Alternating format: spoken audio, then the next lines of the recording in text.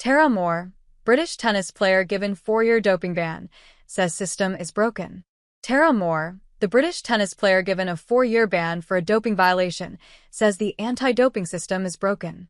Moore's ban was confirmed by the Court of Arbitration for Sport, CAS, last Tuesday.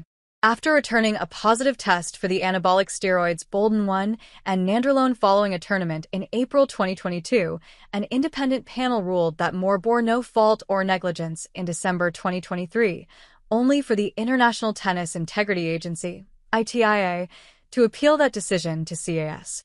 CAS ruled in the ITIA's favor, at the same time dismissing a counter-appeal from Moore, who was previously Britain's #1 ranked doubles player. The 32-year-old's 4-year ban is minus the time she served while provisionally suspended, which began following her adverse test result from the tournament in Colombia. She will be able to return to tennis at the start of the 2028 season.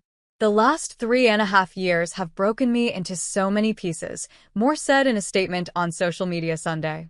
As my family and friends have scrambled to pick up the broken shards of me, they've glued me back together in the form of a different person. I don't need a panel to tell me I'm innocent. I know the integrity I bring, and I know I am innocent. I believe everyone over the past couple of years can see how subjective this process is. I have been the underdog. I have had my life as I knew it ripped away from me because the organizations and people in power failed to do what was right. They may have taken my fight away on the court, yet my fight is not over. Not for me or others like me. The anti-doping system is broken. I am proof of this. We need to fix it. Not for me as it's too late, but for future players who find themselves in this unfortunate situation. I have so much more to say when the time is right. Moore had argued that the presence of boldenone and nandrolone in her sample had been caused by the consumption of beef and/or pork while in Colombia. After reviewing the scientific and legal evidence, the majority of the CAS panel considered that the player did not succeed in proving that the concentration of nandrolone in her sample was consistent with the ingestion of contaminated meat, the court said in Tuesday's media release. The panel concluded that Ms. Moore failed to establish that the ADRV, anti-doping rule violation, was not intentional.